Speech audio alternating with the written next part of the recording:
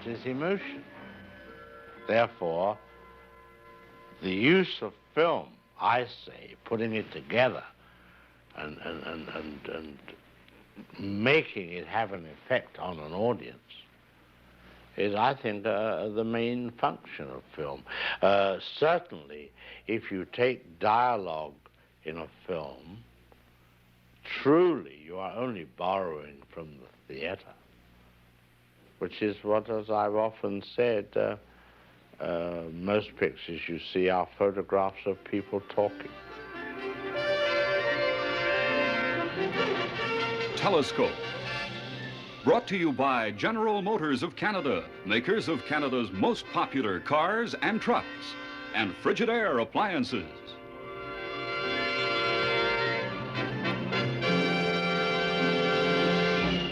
Tonight's Telescope, quite frankly, is an occasion for photographs of people talking. Happily, however, the man who does most of the talking is a man who long ago learned virtually everything there is to know about making motion pictures, silent and talking, and totally terrifying. In place of the introduction Mr. Alfred Hitchcock does not need, here's this message. Mr. Hitchcock, most Anglo-American film critics have always thought of you principally as an entertainer. For the French, however, you're considered a Catholic moralist. Do you think of your recent films as melodramas and thrillers, or as fables and even allegories? Well, if you look at it from the point of view of melodrama, we know traditionally that that right must win over wrong. In other words, evil must lose. Yes. So that you could apply that to the basic melodrama, or you could apply it to, how should we say, a religious precept. And you've said that you're more interested in the technique of storytelling by means of film than in the content of the film itself. That's true. Could you explain that a little more? Yes, I can clarify it. Please don't think me presumptuous if I give you, say, the analogy of, say, a painter who paints a tree, a landscape, or even a bowl of fruit. I'm sure that the painter is not a bit interested in the apples for themselves alone, but in the technique of his work, which stimulates the emotion of the viewer of his picture. After all art is experience. People look at an abstract and say, I hate it. Well, the mere fact that they're using the word hate means that they're going through an experience, you see, and or they like it.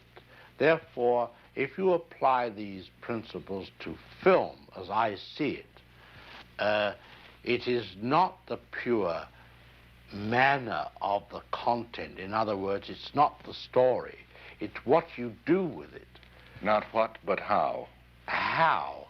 And therefore, I find that with many people, they look at a film and they look at its content only and never seem to study, I'm talking about the critical faculty, what was there in the film to make an audience go through these various emotions that you put them through, especially in my field, which is thrill or suspense or what have you.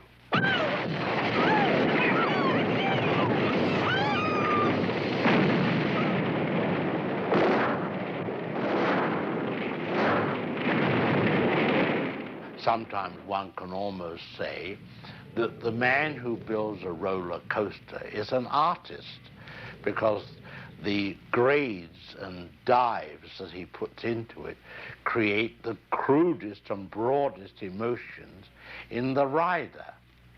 Well, let's go back down the years to the silent films of the early 20s. Since you were born in 1899, that period finds you in your early 20s also. Were you particularly interested in films before you actually became involved with them? Yes, deeply. They'd been a passion from your boyhood? Oh, no question. Well, As a writer and designer of titles for silent films, which was your first job in the film world, did you hope to become a director one day, or did that happen by chance? Happened by chance. My earliest job, after being in the editorial department, designing the titles, was being assistant director, and then I practiced my hand at writing a script. I did it on my own. I took a story, a novel, and eventually a job came up where I was going to be the assistant director, and they said, well, we've got to find somebody to write a script. Who's going to do the script? So I said, I'll do it. They read it and were impressed, and then I got the job. I was 23 then. And then my friend, who was going to be the art director on the same picture, found he couldn't come on this particular picture. It was a big, important picture. It wasn't a small picture. I said, I'll do the art direction, design the sets and so forth, which I did. And therefore, for about 2 or 3 years after that, I carried out the same routine. And then finally, I believe, I'm not sure, but I was told that the director of all these pictures was very jealous because I was getting credit for all this amount of work, and then he said he didn't want me anymore. So the producer said, would I like to direct? And I said, well, it never occurred to me. I was very happy doing what I was doing. What was the first film you yourself chose to do? My first choice was The Lodger. This is a book by Mrs. Belloc Lowndes about Jack the Ripper.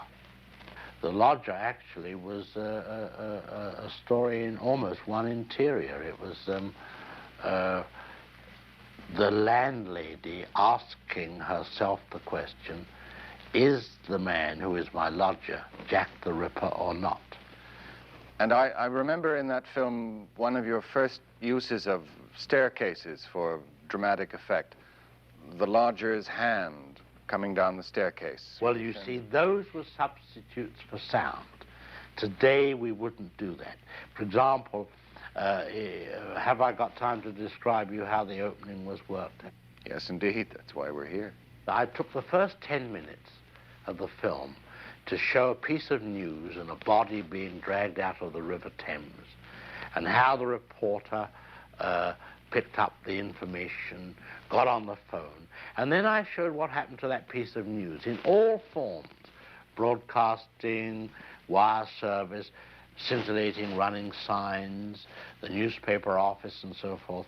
But each time I added a piece of information about Jack the Ripper. He only did it on Tuesday, only fair-haired girls. And I followed one blonde home to her house. And down in the basement, they're talking about it. And the lights begin to go down, slowly and slowly. And suddenly Mother says, Dad, put a shilling in the meter, the gas is going down. So Dad goes with a shilling to put in the meter. By this time, the place is in darkness, and there's a rat-tat-tat at the front door. Mother goes up to open the door, and she opens it, and Dad puts a shilling in the meter. You can imagine how the thing was quickly cross-cut. As the door opened, the gas came up. And there was a man standing with a cloak and a black bag, and obviously the Ripper standing there. And then later on in the film, I showed how he paced up and down the room. And I had the faces of the people below looking up to the ceiling of this agitated man. And I dissolved the ceiling away. I had a glass floor made. Yes, I remember that shot. Saw his feet going up and down. His feet. Then when he went out at night, you saw, as you described, the well of the 4 flights of stairs and only the hand going down. Well, today we would do sound.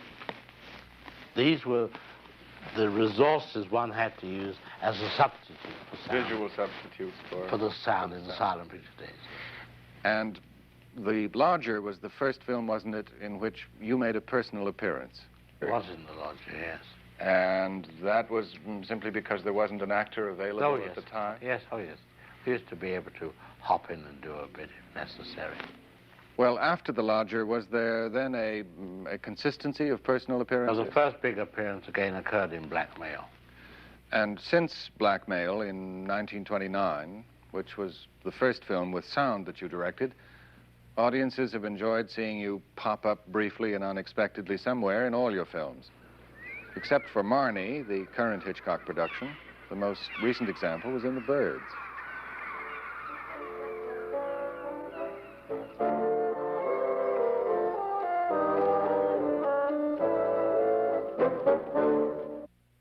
Mr. Hitchcock, most critics have always considered Shadow of a Doubt, which you made in 1943, as your finest film. Me too. That is your opinion of it still? Oh, no question. In Shadow of a Doubt, of course, as in all Hitchcock films, your use of the camera has always been unique. The whole technical side of filmmaking, especially editing, has been a principal concern of yours. Would you be good enough to explain some of the basic methods in the cinematic approach to storytelling? Well, you have two kinds of what we might call montage. I think we call it cutting. It isn't exactly that. Cutting implies severing something. It really should be called assembly. Mosaic is assembling something to create a whole. Montage means the assembly of pieces of film which, moved in rapid succession before the eye, create an idea. Of course, the most elementary form is the juxtaposition of imagery in various sizes. You know, a lot of people think that cutting is, or we'll say montage or assembly, is taking a man from one place to another and jumping into a close-up of him, which Griffith invented, it's true. But to me, it goes much deeper. And as I say, the picture Psycho contained quite an amount of cinematic approach to this, to its basic content. In the first place, we had in it the murder of a woman in a shower, of a nude woman. Now, as you know, you could not take the camera and just show a nude woman being stabbed to death. It had to be done impressionistically. So it was done with little pieces of film. The head, the feet, the hand, the parts of the torso. Shadow on the curtain. Everything, you see, was used. The shower itself. I think in that scene there were 78 pieces of film in about 45 seconds.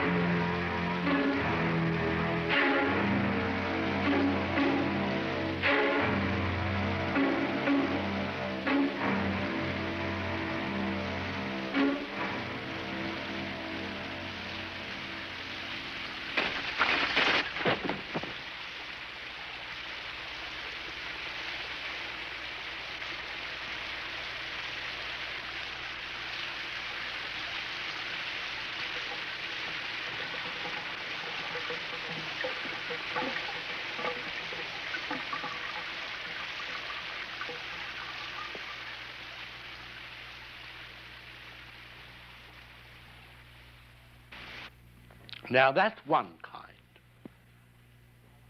Now we'll take another kind, which I would prefer to call, say, the orchestration.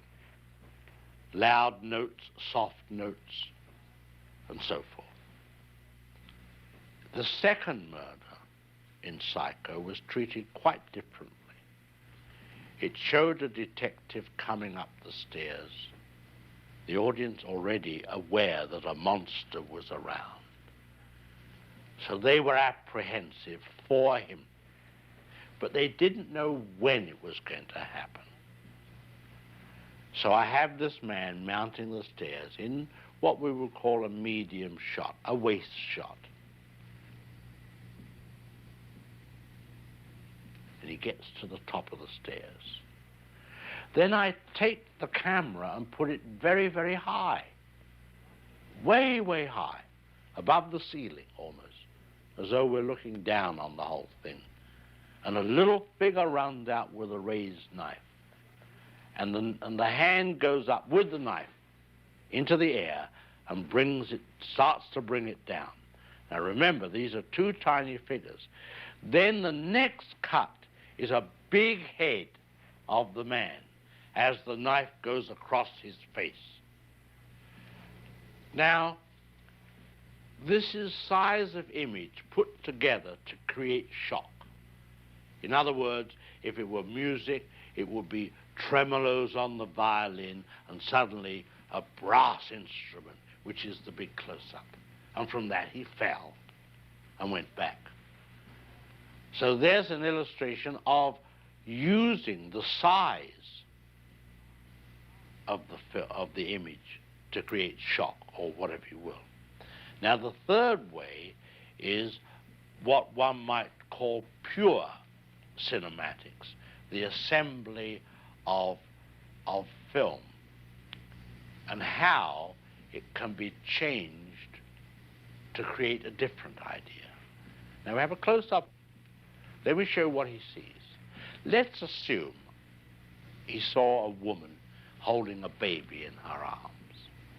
Now we cut back to his reaction to what he sees, and he smiles. Now what is he as a character? He's a kindly man. He's sympathetic. Now, let's take the middle piece of film away, the woman with the child, but leave his two pieces of film as they were. Now we'll put in a piece of film of a girl in a bikini. He looks, girl in a bikini, he smiles. What is he now? The dirty old man. He's no longer the benign gentleman who loves babies. That's the difference. That's what film can do for you. Or you for it, as it were. Now, let's talk about some of the writers who've worked with you on the screenplays of your films. Among them, Thornton Wilder, Arthur Lawrence, Dorothy Parker, Robert Sherwood, Maxwell Anderson. Which kind of writer do you find best suited for creating a film script, the playwright or the novelist? I would say the playwright, rather than the novelist, is more important, because you need scenes, playing scenes. There's people who are from the theater who can write playing scenes for you. They've learned that compression and essential compression flow. is very, very, very, very important. After all, who was it once said that drama is life with the dull bits cut out?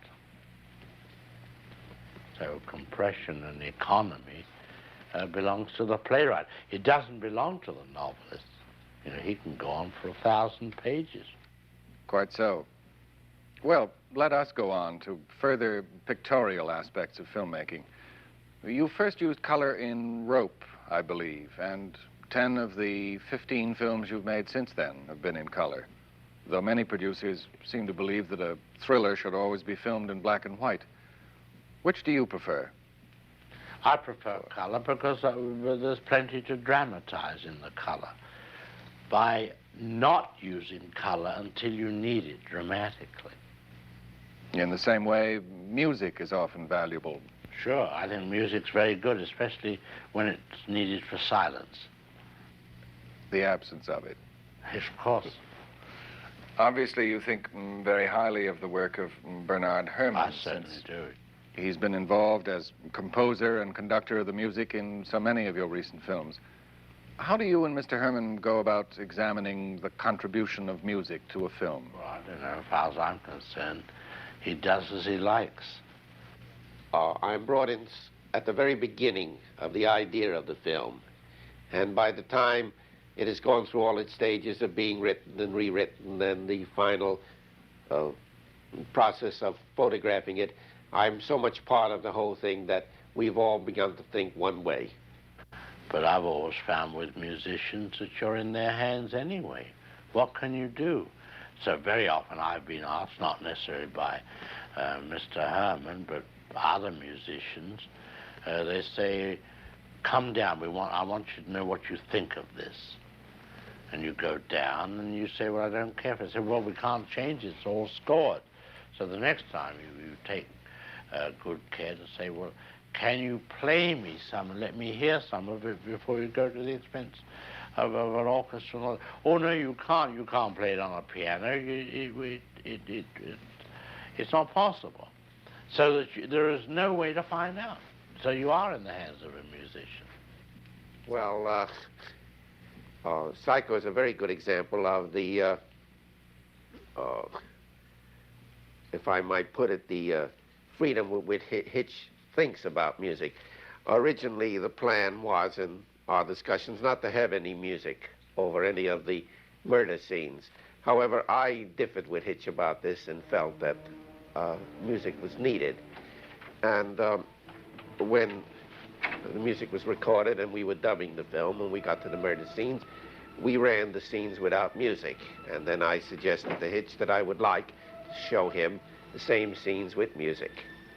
And he said, I thought that we had agreed not to have any. And I said, well, we can have it that way, but at least listen to the way I feel about it and the way I've written it.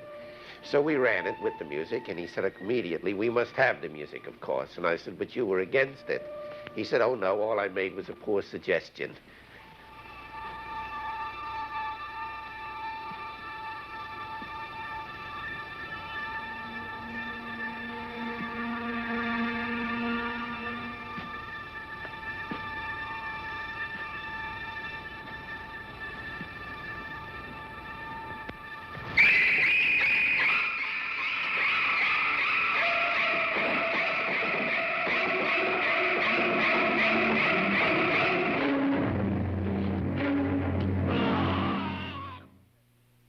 Hitch has his own world of film, and he's created characters and places and stories for it, very much the way Dickens did.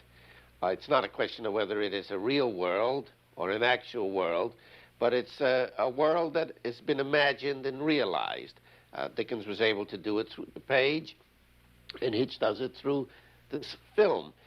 And although many of the stories that he has told are stories of our time, I believe the way of presentation and the motivating psychology is essentially of the period of Dickens and the great Victorian writers. Psycho is very much, for example, like a Wilkie Collins story. I think this is part of Hitch's great heritage as an Englishman, and one that he's been able to transmute and to carry forward in the world of the cinema.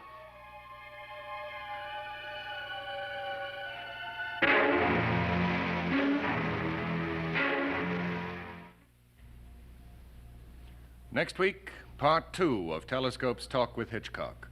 Among other diversions, the master of mayhem will introduce us to Marnie, which is the title of his current feature film, starring Tippi Hedren and Sean Connery.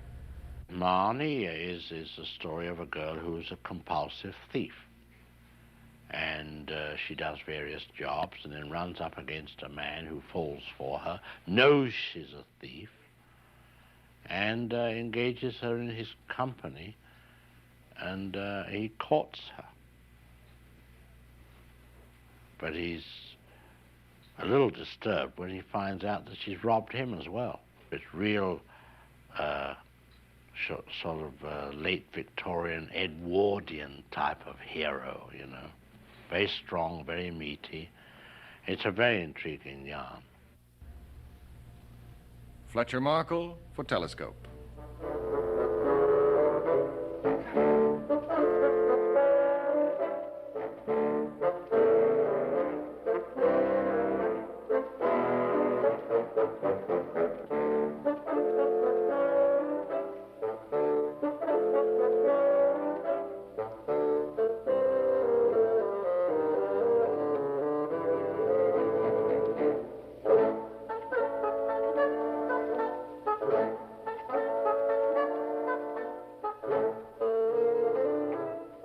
Telescope has been brought to you by General Motors of Canada, makers of Canada's most popular cars and trucks, and Frigidaire appliances.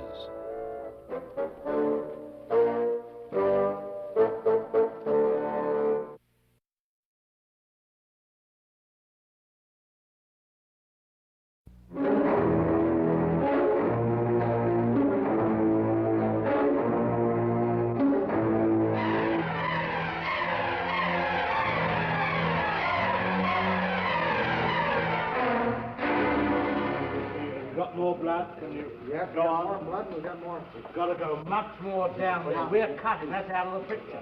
All that's out of the picture. Do you want to start from scratch? No, no. Just go with this. Put another T-shirt. Put another T-shirt. Put another T-shirt on. But you must go the lower part. We want to get rid of those folds. Blood. Keep going.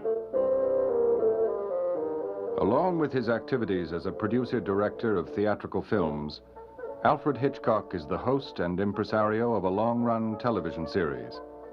In addition to a monthly mystery magazine bearing his name, he also edits an expanding shelf of best-selling anthologies of suspense stories, published in half a dozen languages. During one of our recent meetings in his Hollywood office, I asked him how he managed to live so many lives.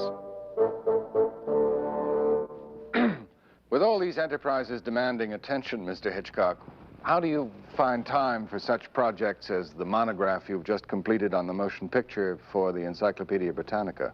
Well, there's always Saturday and Sunday.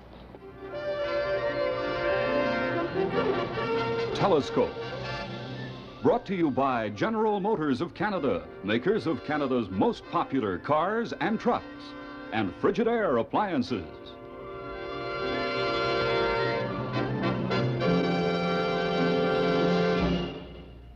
Continuing our talk with Alfred Hitchcock tonight, we're going to find out why such labels as the Merchant of Menace, the Pied Piper of Peril, and the Panjandrum of Panic have been pinned on his conservative lapel. Also, it pleases us to promise you'll be hearing the Hitchcock theory about the theater in the year 3000. A startling revelation from the man whose successful manipulation of evil in the movies would seem to indicate that evil is the root of all money. Mr. Hitchcock, there's been a lot of comment over the years about the social impact of films on audiences, their influence for good or evil. Do you think that films have much real influence, or is it merely a momentary thing? I think in the main it's a momentary thing. I suppose if one stood outside any movie house, most of the faces are either giggling or smiling, even when they come out of a horror picture. You don't see them coming out pondering deeply. I think the immediate reaction to a film is quite different from a later reaction. I'm sure that there are certain things in films which affect fashions. You know, the famous occasion when Clark Gable left a T-shirt off or something, and the sales fell off enormous. It happened one night. That's that was, right, yeah. So you don't really feel that sociologists have much of a foundation for saying that films that record the criminal impulse or television shows that concentrate on crime have a lasting influence on the viewer? I would say it had an influence on sick minds, but not on healthy minds. It reminds me of when I made Psycho. A man was arrested in Los Angeles for murdering 3 women. And he is alleged to have said that he murdered the 3rd woman after seeing Psycho. So I was called by the newspapers for a comment. And my only question was, what film did he see before he murdered the 2nd woman? And perhaps before he murdered the 1st woman, maybe he'd just drunk a glass of milk. Fair enough. And the little boy came up to me once in the street, about a 7-year-old boy, and said, Mr. Hitchcock, in that murder scene in Psycho, what did you use for blood? Chicken blood? I said, no, chocolate sauce. Okay, and he went on his way. Well, see, the operative phrase was, what did you use for blood? He didn't believe it. And yet, even though audiences are increasingly familiar with the machinery of filmmaking, special effects, process photography, and so forth, they're still completely entranced by the finished film. Oh, I'm sure they are. I'm sure they are. Well, you often employ technical stunts in your films that audiences never notice. It's like in Marnie, you know. Marnie is This is the new film. New film, where the girl is a compulsive thief. But after every job she does, she always goes down to a farm in Maryland, and I suppose using some of the proceeds, goes riding on a horse. Loves to ride on a horse. In the open air, let her hair blow free, almost as though she were cleansing herself of the crime she's just committed. And though most of those riding sequences were shot on location, it was still necessary to use a rear projection screen on a soundstage to capture certain details of action and reaction. That's true. But let's turn now to the subject of actors. I imagine that you sometimes have problems when you're working with an important star in that he or she mustn't turn out to be the real villain of a story. Audiences don't like that sort of thing. They won't be the villain for their own sake of their own career. And very often, after all, the idol which you put up there must do no wrong. Yes. I was thinking of the ending of Suspicion. Yes, well, that was a complete mistake, you see, to make that story with Cary Grant. Unless you could have a cynical ending. Suspicion deals with the subject of a man whose wife thinks he's a murderer. Yes. And finally, even to the extent when he brings her up a glass of milk at the end of the picture, she knows he's going to murder her. Well, in our film, we had to make it that it was an innocuous glass of milk. In truth, the ending of the picture should be, yes, this is it, and this is the murder. And I had an idea for an ending that she knows of all this. She writes a letter to her mother and says, "Dear mother, I'm in terrible straits. I want to die. He's going to kill me, but I love him so much I can't live anymore. But I do think society should be protected from him." And she seals the letter and leaves it beside the bed. When he brings up the fatal glass of milk, she said, "Would you mind mailing that for me, dear?" She drinks the milk, literally commits suicide. And you fade out on her death. And you have one shot, a cheerful, whistling Cary Grant popping a letter into the mailbox. That's the way I wanted to end the picture. Well, speaking of endings, let's turn now to the subject of The Birds, one of your recent pictures with a somewhat controversial ending. Did you intend The Birds to be a fantasy? Well, I think most of the films I make are fantasies. They're not slices of life. They're all larger than life. North by Northwest was a nightmare. If I'd had my own way and was not considering the global audience, I would have jumped that man all over America, like a nightmare, from one dreadful experience to another. But I had to smooth it out for audiences. So that was a real fantasy. Sure, The Birds was a fantasy. But it had a tremendous air of reality to it, nevertheless. So do nightmares. What was it that appealed to you in the Daphne du Maurier short story on which the film was based? Oh, I think it was an example of an extremely unusual occurrence. I think the unusual nature of the occurrence appealed to me. And how did you go about casting a writer for the screenplay? I presume you cast writers to work with you as you would cast actors. I remember one writer I had in, I think he was an English writer, who said to me, "Well, I see this film done only in one way. You should never see a bird."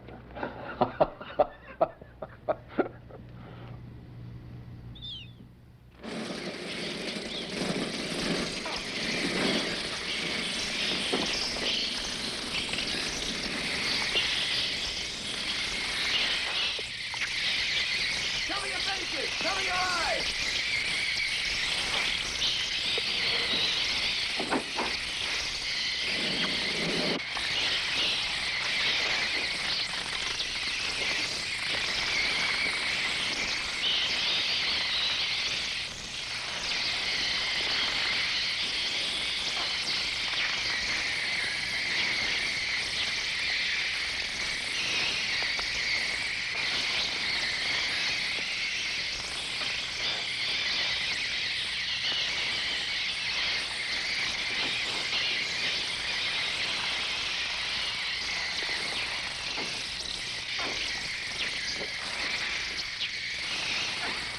Once you had decided against the approach of never seeing a bird, at what point did you begin to consider the technical problems involved in putting the story on film? Never dared face them at the outset, otherwise the film would never have been made.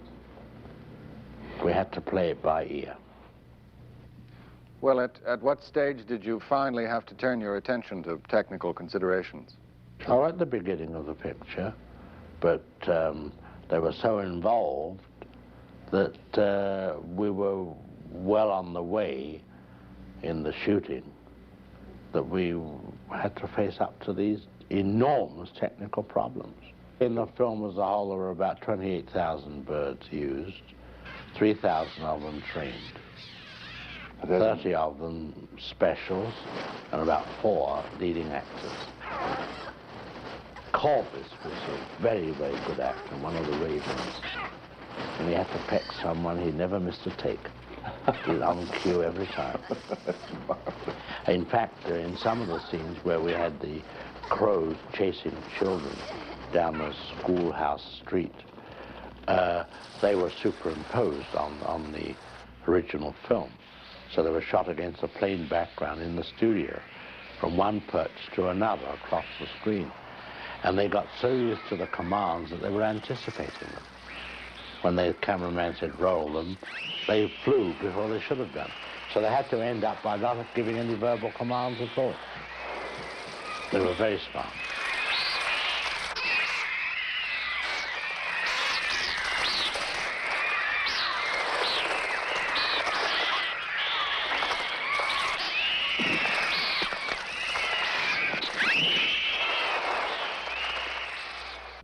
Well, the birds may have been a fantasy, but it had a tremendous air of reality to it, nevertheless.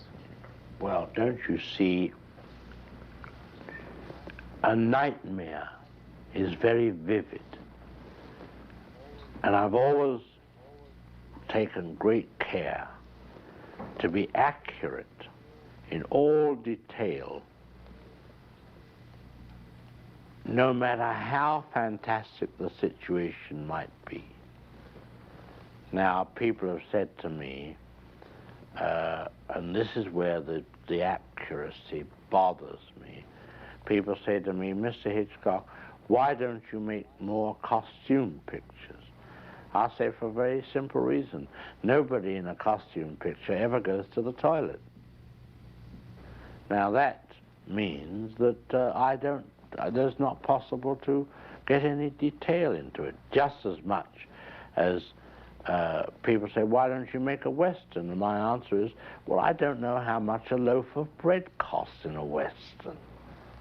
I've never seen anybody buying chaps in a Western or being measured or buying a 10-gallon hat. And this is sometimes where the drama comes from for me. A moment of melodrama happening suddenly in a commonplace setting. And that is the most important moment, when the man is buying a hat in the store in Bond Street, when the gun is thrust into his ribs. You see, it's the juxtaposition of the norm, of the accurate average, against the fantasy. And it is fantasy. The ordinary and the extraordinary. Yes, of course. Side by each. Well, that's the point. That's what makes the thing interesting. But tell us, Mr. Hitchcock, how do you envision the theater of the future?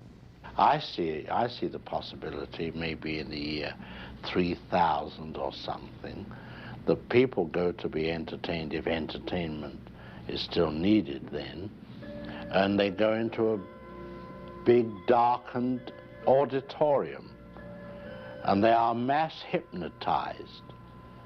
And instead of identifying themselves with somebody on the screen, they are that person. And when they buy their ticket, they choose which character they want to be. And under hypnotism, mass hypnotism, they go through the story, and it's injected into them by some kind of telepathy, and they suffer the agonies and so forth, or enjoy the romance with a woman or something, and then the lights go up and it's all over. Would the... Maybe it's Hitchcock's new conception of how to dispense with actors. Or because of what have I said once on one occasion, Walt Disney has the right answer where actors are concerned. If he doesn't like them, he tears them up. Well, supposing mass hypnotism did come as a logical or illogical progression in entertainment, would you be interested in it as a director? Yes, you'd have to have a director. You'd have to have a writer, because you'd have to write the story. The director would, I suppose, be the hypnotist, because it would be his manner of directing the minds of these somnolent people into the right direction and approach. The whole idea is very ephemeral and very hard to... I'm not so sure about that. I have a very strong feeling that that's the kind of thing you're doing today. I suppose it is, in a way. Yes, it is. Now, about television. What was your reason for becoming involved in television in 1955? Well, I think that those who were apparently guiding my destinies, we'll say my commercial destinies at the time, thought it would be a good thing to do.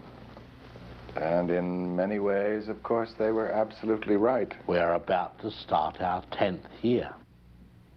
Naturally, your wide variety of activities doesn't allow you time to direct any great number of television shows, but I presume you select and approve all the stories. Oh, I'd definitely go into the stories very thoroughly with an indication as to how they should be treated and so forth. And then, of course, I go through the finished product. And Miss Joan Harrison, of course, who's your associate in the making of the television series, has a pretty good idea of what you like and don't like anyway. And Mr. Lloyd, who is also an associate, Norman Lloyd, producer, he's been with me a long time. And shall we say, they know what I'm talking about.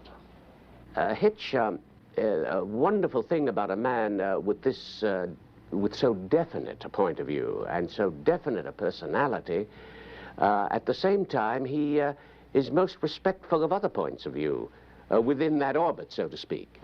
And consequently, he may make an observation about a film, but he certainly entertains a discussion about it, and at times says, well, if you really believe that, and we've had this happen, go ahead and do it.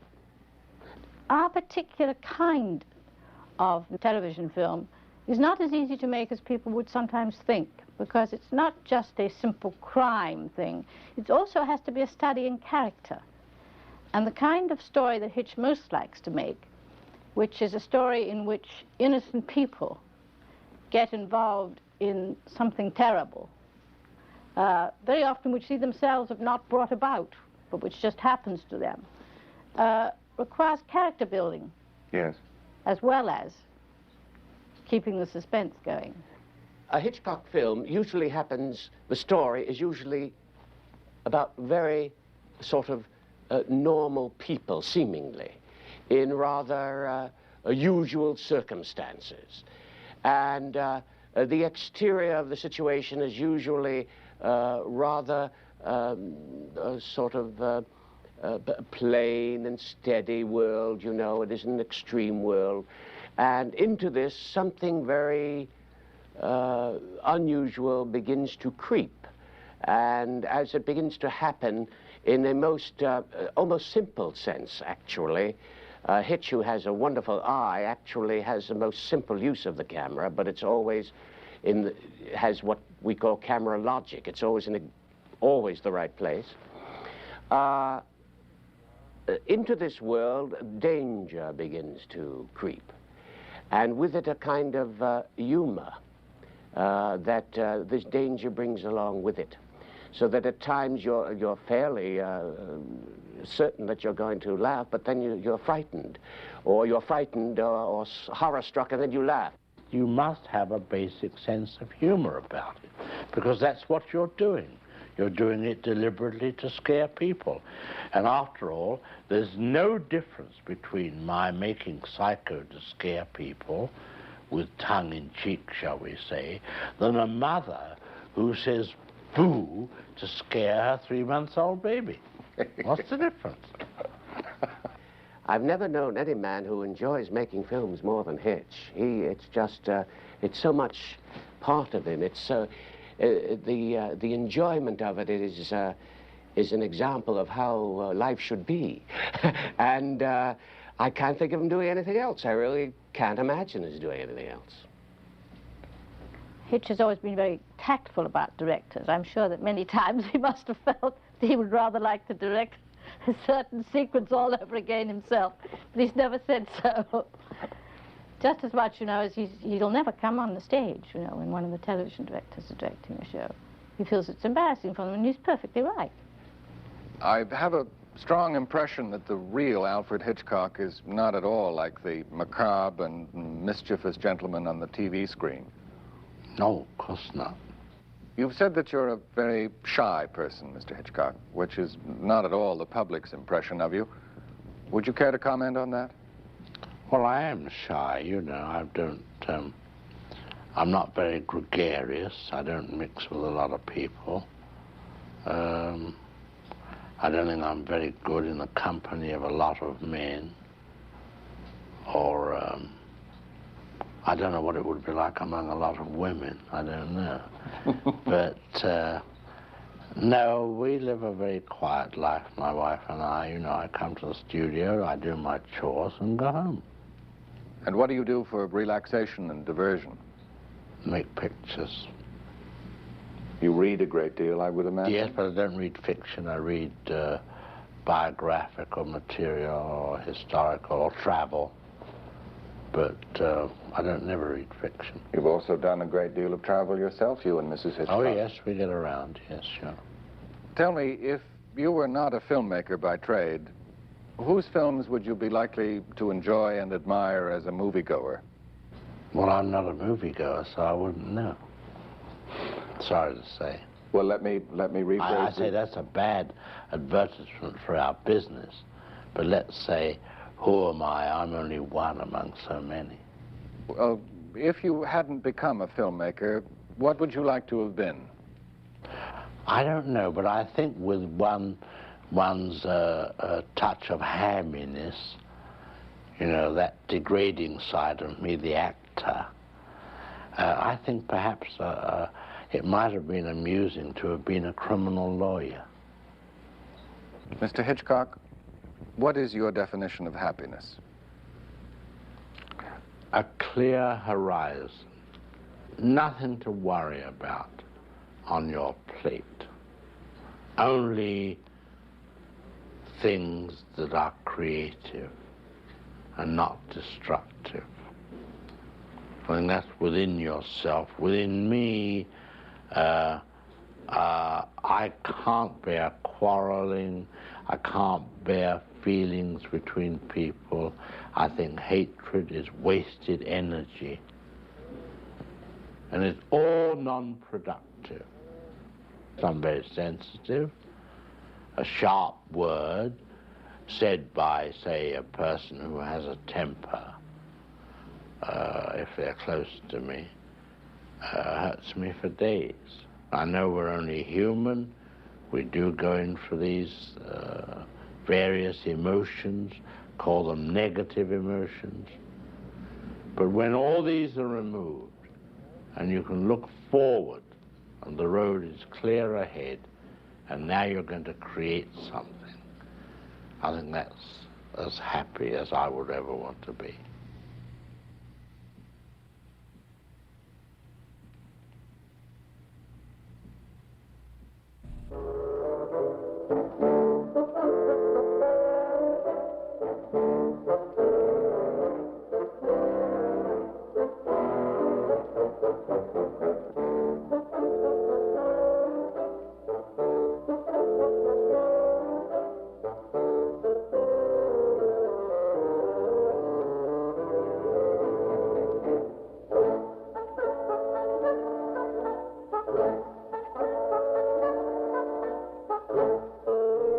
Telescope has been brought to you by General Motors of Canada, makers of Canada's most popular cars and trucks, and Frigidaire appliances.